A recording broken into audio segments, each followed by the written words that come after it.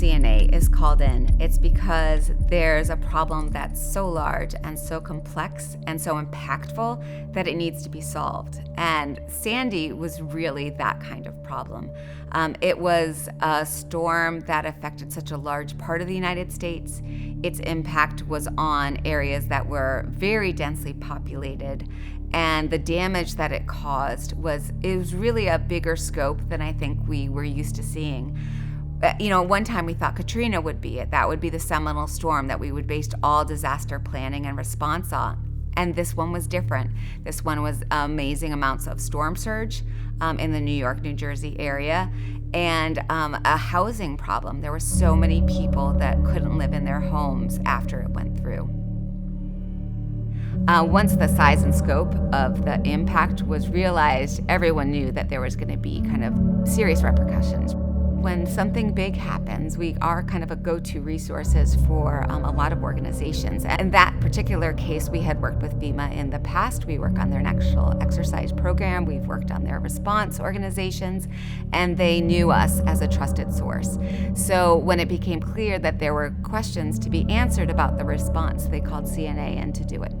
So we walked into this room that would be our home for the next 4 months, 7 days a week, many, many hours a day. We had a team. There were 5 of us that worked full time, and then we brought in and out up to 20 people depending on the topic that we were trying to analyze, grabbing those subject matter experts or those data analysts that we needed as appropriate.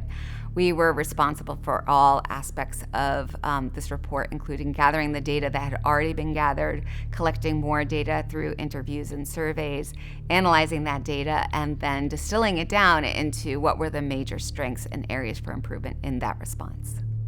One of the really great parts of this response was that since Katrina, FEMA had vastly improved their ability to collect real-time data during response operations.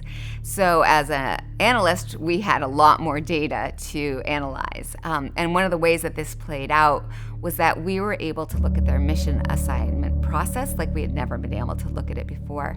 So mission assignments are the ways that FEMA gives both the tasking that an organization should do and allocates the funding. And traditionally, they had been what gets that organization moving to get that mission done. This was the first time we could actually see at each step of the mission assignment process how long something was staying, how long it took to the next one, any steps that it had bottlenecks in, and then through interviews, we could ask people, why was it stuck this way? What makes it so difficult about this process? The result was we noted severe lag in some of the major mission assignments that caused organizations that needed to get out into the field to help had some delays. So we were able to make those recommendations about what could be done. And as a result, an executive steering committee was activated to take that information about those bottlenecks and see what could be done. They also looked at the technology, where the technology wasn't meeting between systems, and applied funding to fixing those problems. Interestingly, the things that did go well during the mission assignment process were a direct result of work that we and others had done after Katrina. In that when it did go well and folks didn't wait for the mission assignment to be completely done, it was because they had learned that they needed to surge forward after Katrina. Also, there was a whole list of pre-scripted mission assignments that organizations could pull from, also from Katrina, that already outlined the different missions that they might be asked to do and the funding that was needing to do it. So it was really nice to see those ideas from Katrina being implemented during Sandy. So at the end of 4 months, we had a very significant report. This report highlighted 14 major areas for improvement about the way that FEMA does business in light of this kind of disaster.